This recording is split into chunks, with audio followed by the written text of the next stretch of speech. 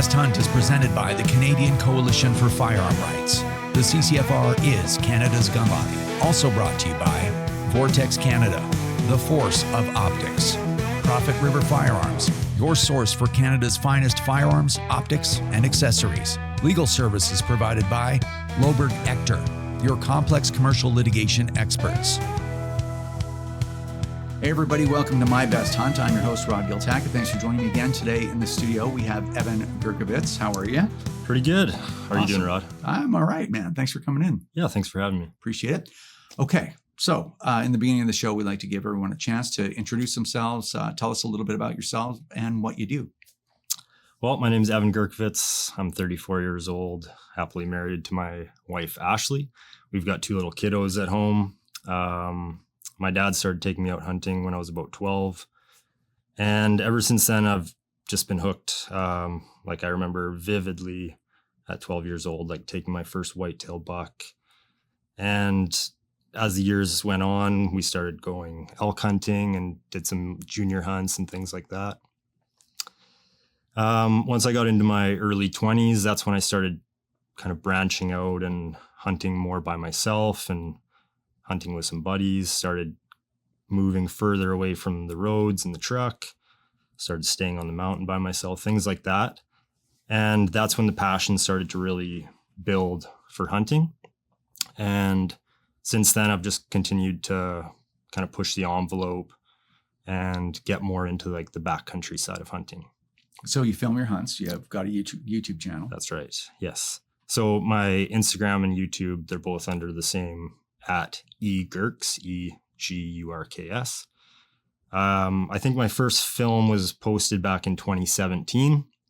It was a sheep hunt, unsuccessful, kind of just a mess, really.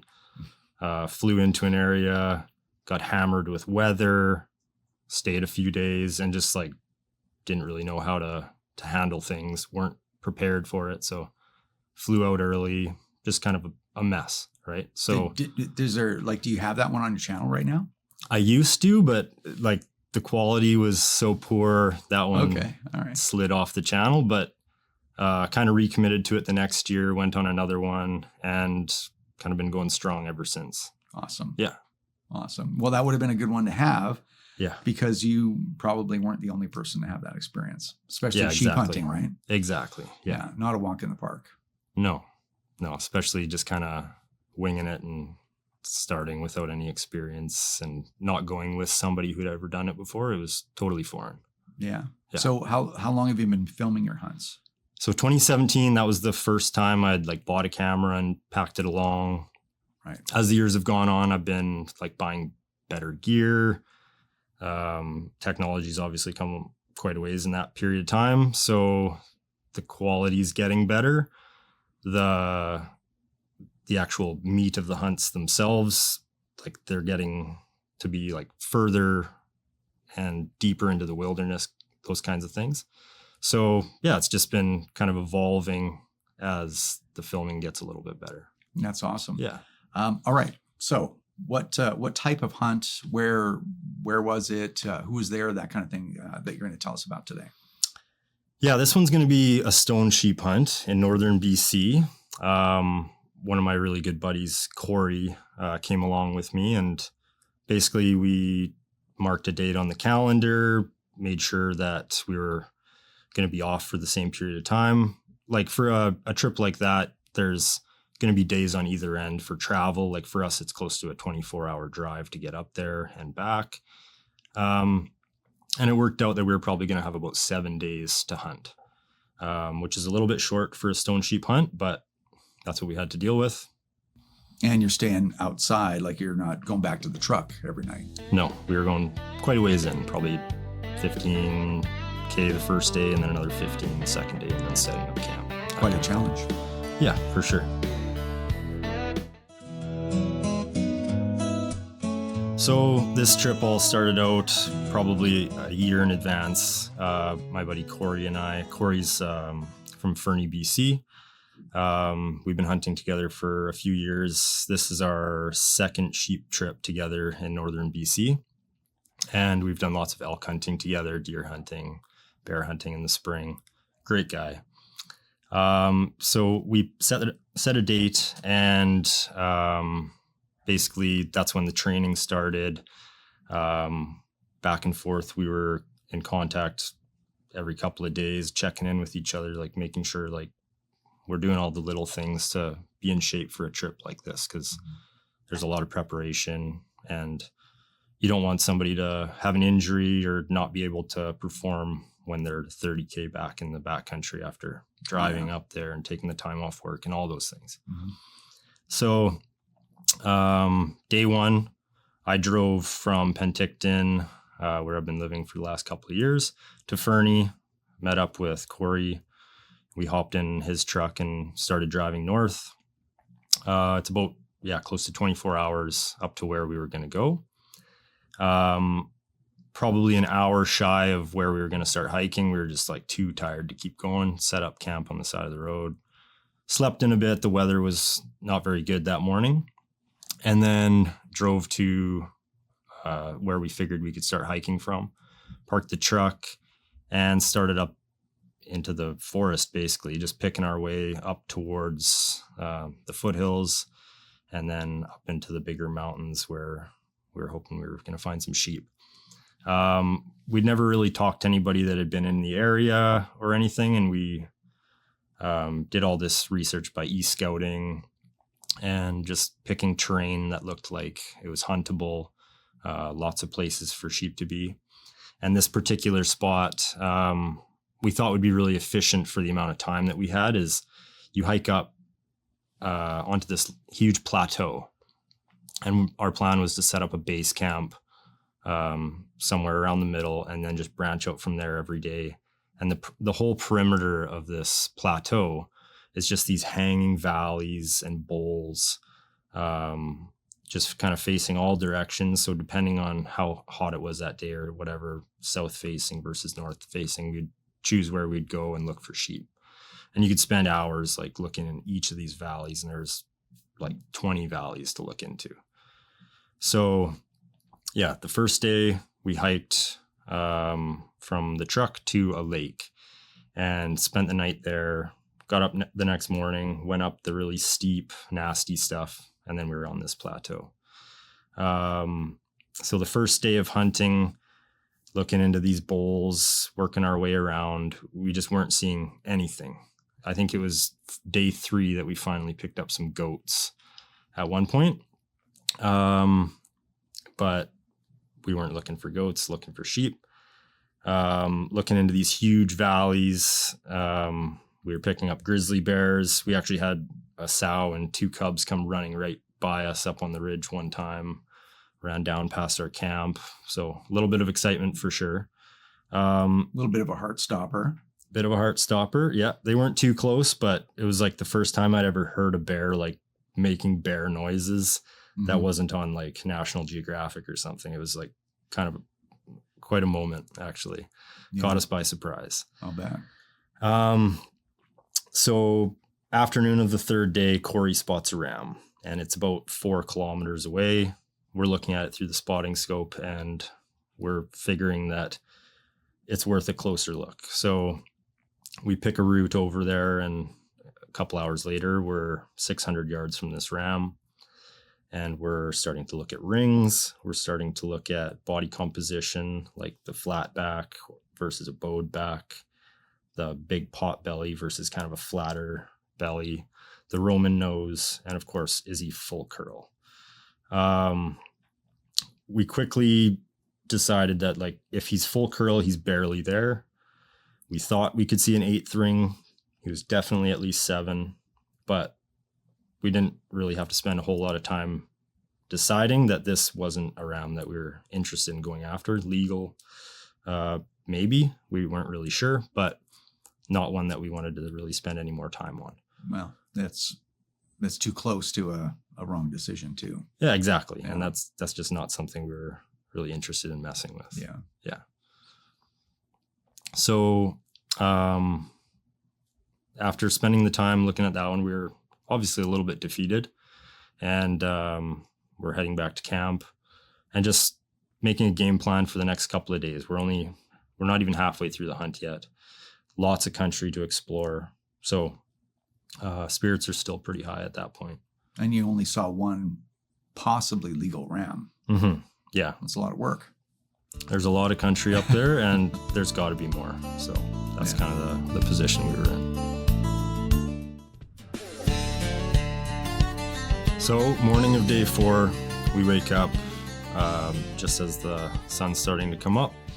And Corey's always like ready almost immediately, ready to hike. And I'm a little more particular about getting my things in order and making sure I have all the batteries for the camera and all that stuff. And I think it just drives him nuts, honestly. But and there's just the two of you up there. That's right.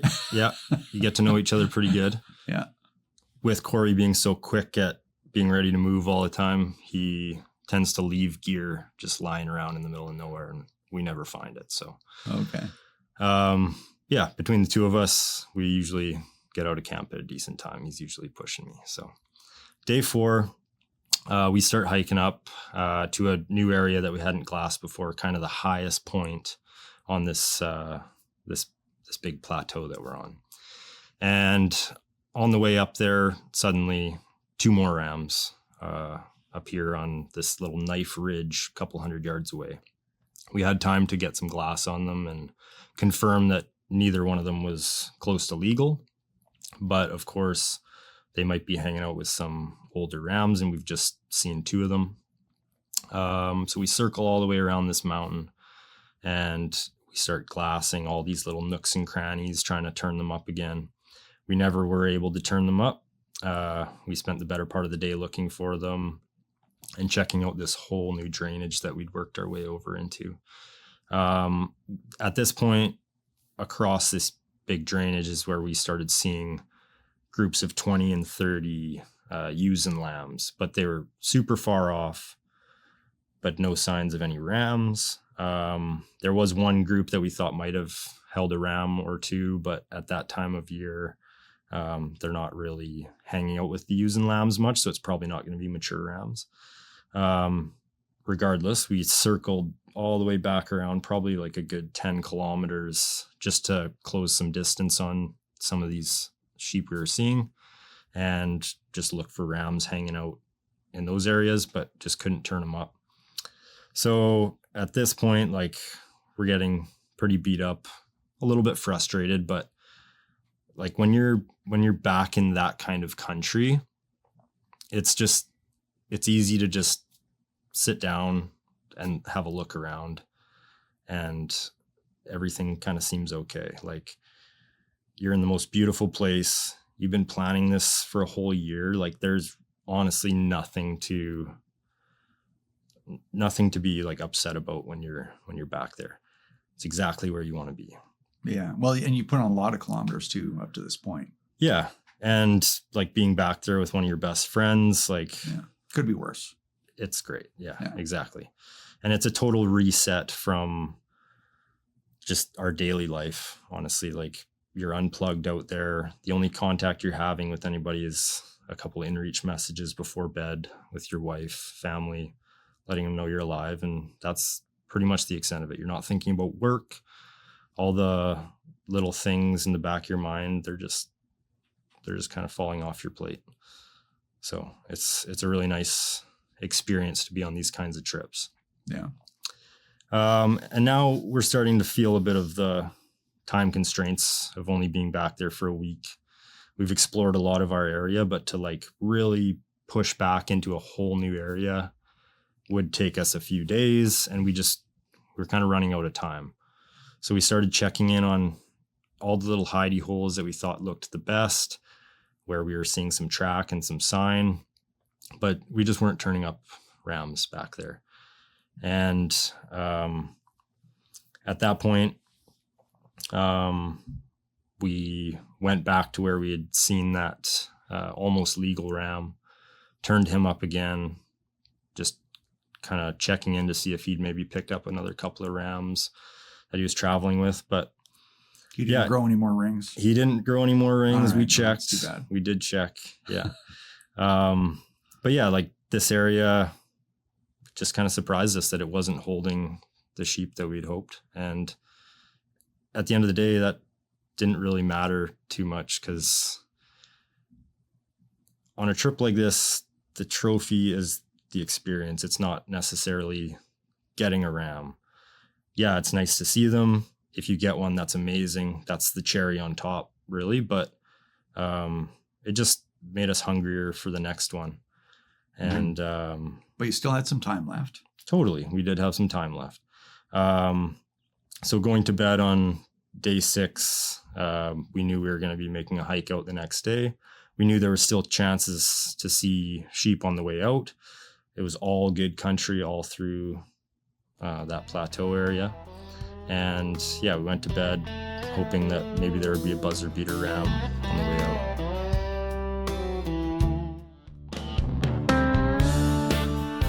So the final morning of the trip, we packed up and started heading out of the area that we were in. As we were almost at the point where we were going to start rolling downhill, suddenly there's a ram standing on the skyline. So there's kind of a flurry of activity, us pulling out gear that we tucked away in our pack and having a look, and confirmed wasn't a legal ram. It was almost that kind of perfect buzzer beater moment, but for us, it wasn't in the cards this year. Mm-hmm. So it was a really rewarding trip. One of the cool things is I started like a little company out of my basement making backcountry gear, tents, things like that. And both the tents that Corey and I stayed in on this trip were ones that I had made. They held up great. We didn't have extreme weather or anything like that, but it was awesome. Like, they pretty much weigh nothing, didn't add to our pack weight a whole lot. So that was really good. It's called 7 Summit Systems. Haven't really made a website yet or anything like that, but so far it's just been guys reaching out and asking for specialty gear. So the moral of this story is basically, if people want to go on a trip like this and experience this backcountry kind of hunting where you're completely exposed and just like immersed in the experience, like, set a date. Put a date on the calendar, find a partner you can rely on, and like, it's something to look forward to all year. If things fall through at the end, you're not going to be put back at all. Like, you've spent the whole year getting in shape, having something to look forward to. You just really can't beat that. And being able to be unplugged for days at a time like that, and just having the very bare minimum interactions with family, make sure you're safe, things like that. It's amazing. And I think people need more of that disconnect in our modern world right now. Yeah, they absolutely do. And the fact that you weren't able to harvest anything that's real. Yeah. That's what real hunting is like. Hunting. Because more often you get nothing. Yeah. Other than the experience than you do actually harvesting something. Yeah. So, yeah, I'm sure it was a rewarding trip no matter what. It's one for the books. Yeah, for absolutely. Sure. Well, I appreciate you sharing that story with us. Thanks, Rod. Okay. So again, before we sign off, where can people find your work? So again, YouTube, Instagram, the handle's the same, @egurks. There's quite a few videos on YouTube. I'm pretty active on Instagram. So if people want to give me a follow there, be very much appreciated. And there'll be more videos coming in the near future. Awesome. Well, we'll have you back to talk about another hunt someday, I'm sure. Thanks, Rob. Awesome. Thanks. Look forward to it. If you'd like to be a guest on My Best Hunt, email us a link to your video at show@mybesthunt.ca.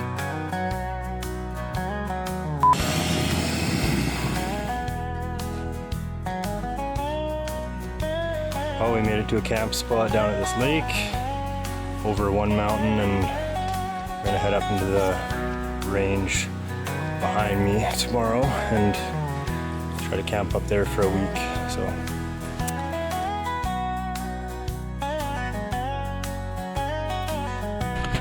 try to find a nice seep off this little, not really a glacier, but big chunk of snow that's still here, and there's running water, so should be able to filter some out.